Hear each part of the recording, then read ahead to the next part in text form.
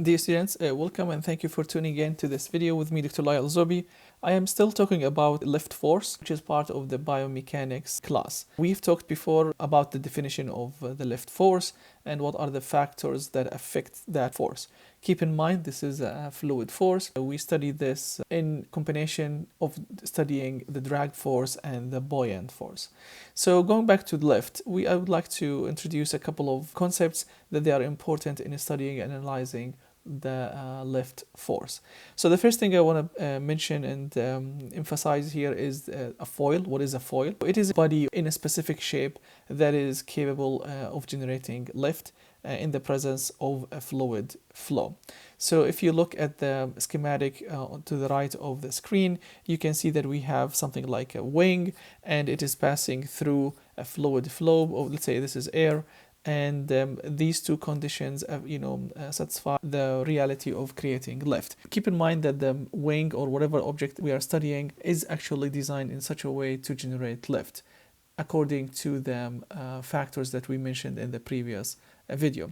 I would like to emphasize here what is the relationship between the speed of the flow of the fluid and also related to the pressure on each side of the foil that is going to act on generating lift, and how is that related to the pressure of the fluid, and we'll talk about the Bernoulli principle as well. So just in a quick explanation, lift force actually generated by a foil shape. So we can say this, we are looking at the foil shape here, and that is the shape that we are studying. The direction of the force is from the region of high pressure to the region of low pressure. I like to look at this in the context of Bernoulli Principle, which says that if you have high pressure, it means that your fluid is moving slow, and if you have low pressure, it means that your fluid is moving fast. And if you look at the object here, you can see that I have a fluid that needs to pass below my foil and above my foil. If you move below the foil, you can see that the distance that the fluid is going to pass from this point to that point is shorter actually from the distance on the top of the foil, which means that in the fluid on the top of the passing on the top of the foil need to go a larger distance, which means it has to move fast. So the speed here on the top is fast and the speed on the bottom is slow. This will result in a high pressure below and a low pressure in the top, and according to the principle that we talked about before, lift force is going from the high pressure to the low pressure. Keep in mind, we have inverse relationship between the speed of the fluid and the pressure it is generating, and that is actually Bernoulli's effect.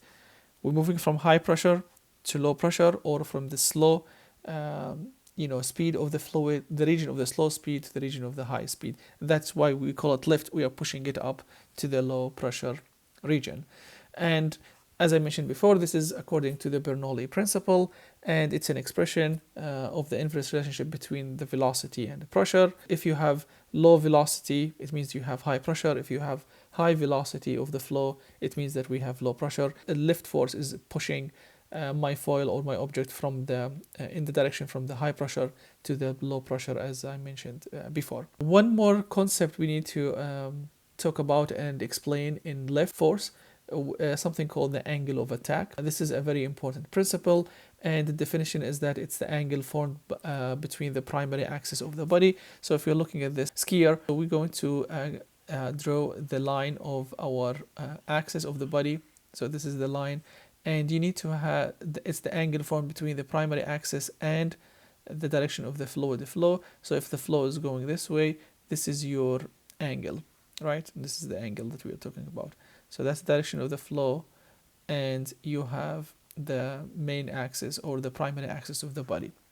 Now, how is this angle of attack is related to lift force? How can it affect the force? What we need to understand that for optimal performance, the athlete should have a flattened body in order to create the primary axis of the body, and with a larger frontal area, and for generating lift, and we need to add also to them a small body weight. At the beginning of the jump, it's very important to have as small angle as possible, and that the reason for that is that to minimize drag.